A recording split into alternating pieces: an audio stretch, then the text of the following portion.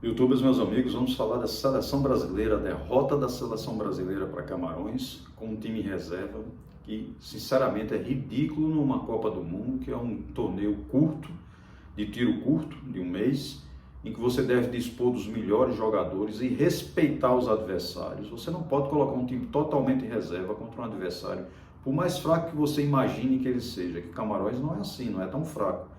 É um time na África, do continente africano, que é relevante no continente africano. Então o Brasil subestimou Camarões, não respeitou Camarões, a verdade é essa. Colocou um time que não tem entrosamento para jogar. Por melhor que seja um jogador, se você não tiver entrosamento, você não tem rendimento, porque você não consegue se identificar com os outros jogadores dentro de campo. Você não consegue saber o posicionamento dos outros jogadores. Treinamento e sequência de jogos é para você ter noção de espaço ocupado por seu companheiro, para você saber a colocação do seu companheiro dentro de campo. Porque futebol é um esporte coletivo, não é um esporte individual. Então você, por melhor que seja, se não houver um mínimo de entrosamento, você não rende. Por que é que Messi não rende totalmente na Argentina? Porque os outros jogadores que acompanham ele, a maioria é medíocre. A maioria dos outros jogadores argentinos são medíocres.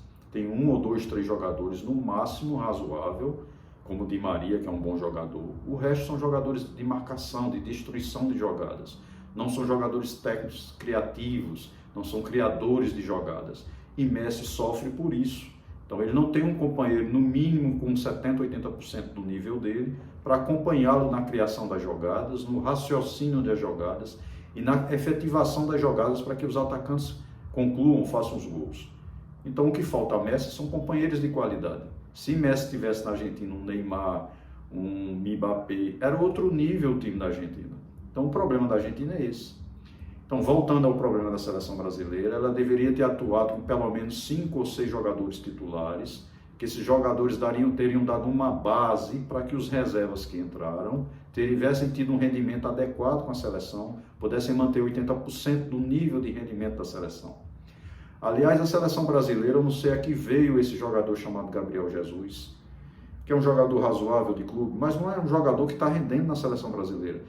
Gabriel Jesus jogou na Copa de 2018, por convocação de Tite, e jogou agora nessa Copa, mas não disse a que veio, não disse a que foi a Copa do Mundo do Catar.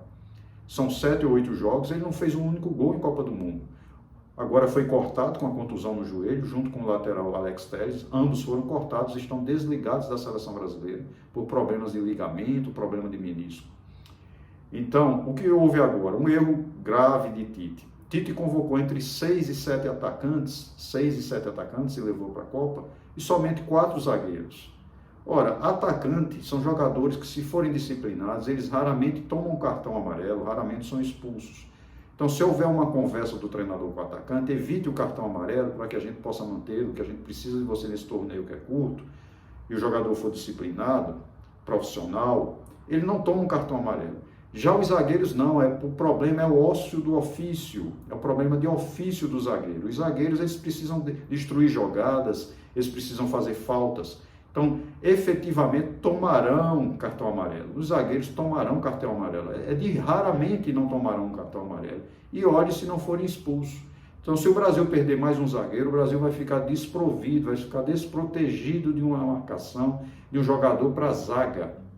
Foi um erro grosseiro de Tite. Agora perdemos mais um lateral, Alex Telles. Já tínhamos perdido o outro, Danilo.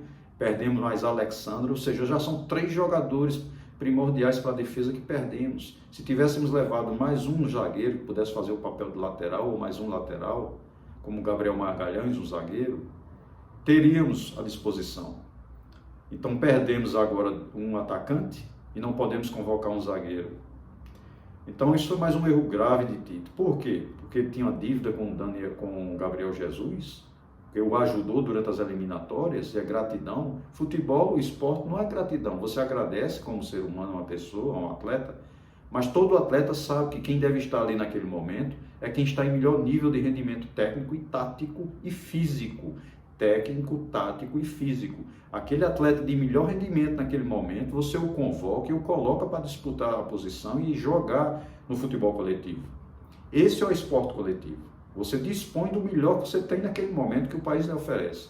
Você não pode estar convocando, chamando pessoas pelo nome, por um passado. O passado não ganha jogo, o passado exige respeito. Você tem que respeitar o passado, agradecer pelo passado, mas que no momento você dispõe de um melhor atleta, de um melhor jogador à sua disposição. É assim que funciona o esporte coletivo. O agradecimento e a demonstração de que você foi útil, que o país lhe agradece, mas que naquele momento você vai dispor de outro atleta porque precisa dos melhores naquele momento, em melhor nível de rendimento, e que possa dar um retorno coletivo e que possa levar a equipe à vitória e à conquista de um campeonato mundial. Então esperamos que a seleção brasileira consiga se reerguer nesse próximo jogo contra a Coreia do Sul, que efetivamente o Brasil ainda não jogou um grande futebol nessa Copa do Mundo. Se você analisar bem, o Brasil jogou bem apenas o segundo tempo contra a Sérvia, quando o Richarlison fez o gol e a seleção começou a se impor e a render melhor. Então o Brasil só jogou bem o segundo tempo após os gols de Richarlison contra a Sérvia. Os outros jogos, o Brasil não jogou bem contra a Suíça, foi dominado com o time reserva contra Camarões, não teve rendimento. O Brasil até agora não mostrou efetivamente um bom futebol.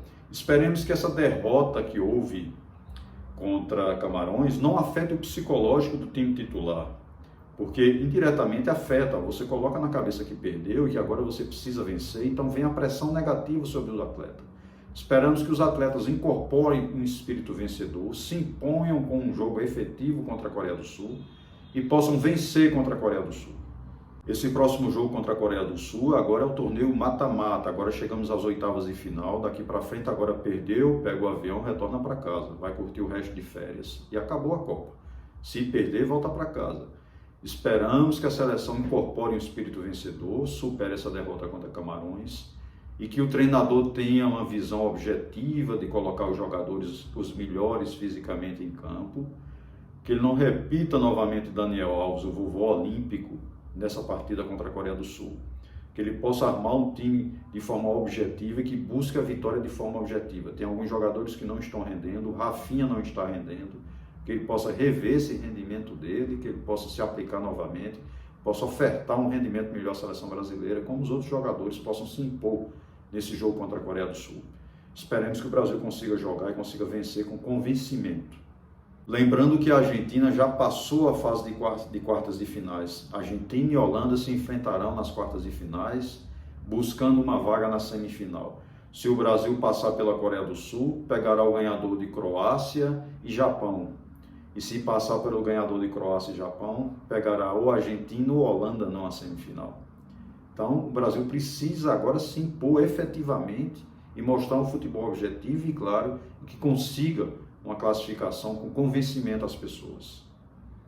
Inscreva-se no canal, ative o sininho, dê aquele like e um forte abraço.